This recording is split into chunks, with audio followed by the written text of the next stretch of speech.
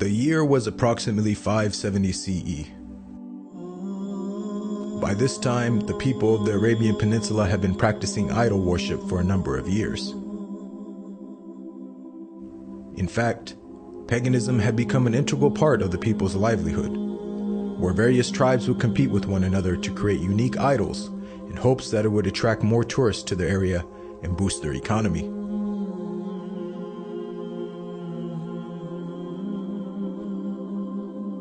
None were more successful in this endeavor than the people of Mecca. And by the end of the 6th century, the city of Mecca had become the center point for all religious tourism and trade in the region.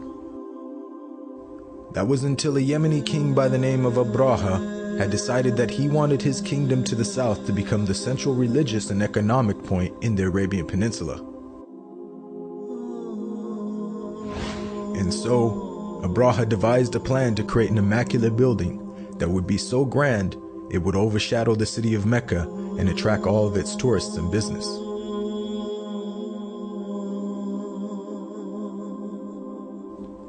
Of course, this news didn't sit well with many of the tribes in the region who held the city of Mecca in high regard.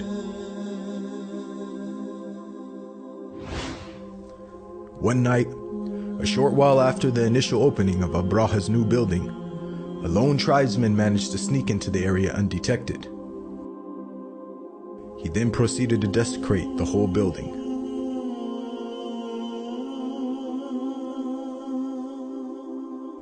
The next day, when news of the vandalism had reached Abraha, he became extremely upset, for he knew that this was done for no other reason than to extract revenge for his challenge to Mecca. And so, Abraha gathered his troops and announced that he intended to go and destroy the sacred house in Mecca once and for all.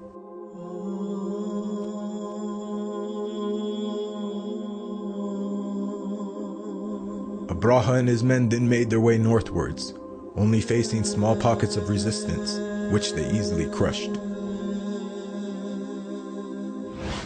When news of the army's approach reached the city of Mecca, the people knew that they couldn't possibly fight off such a large number of men.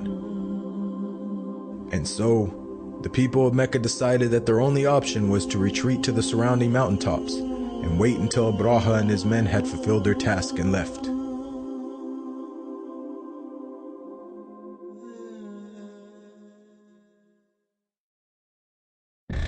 By the time the army had reached the outskirts of Mecca, the city was completely empty, and it seemed as if there was nothing that could stand between Abraha and the sacred house which he had come to destroy.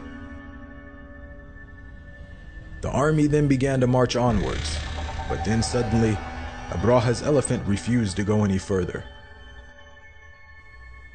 And it was then, at that very moment, that God's punishment appeared on the horizon.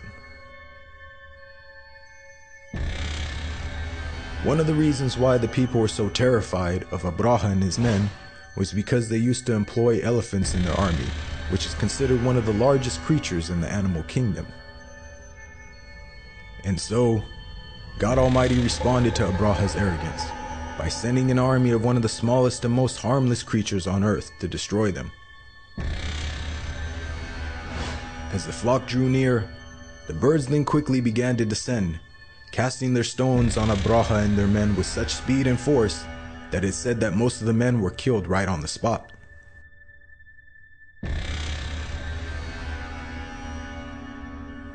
When the dust had finally settled, the once massive army, whose ranks were so large they appeared like stalks of grain, had now been completely decimated and destroyed, scattered across the desert lands as if they were trampled fields, eaten away by cattle.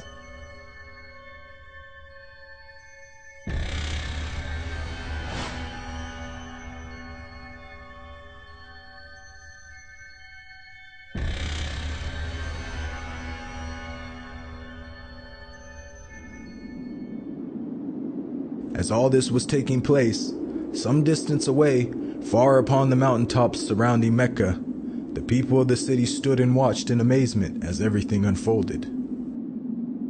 This was a scene that for many would shake them to their very core, and was an event so amazing that the people of Mecca would forever refer to that year as the Year of the Elephant. God Almighty would later address the people of Mecca in the Quran, saying, "Have you not seen how your Lord dealt with the people of the elephant? Did he not throw their plot completely off course, and then sent upon them an army of birds, striking them with stones made of clay, thus leaving them as if they were nothing more than fields devoured by prey?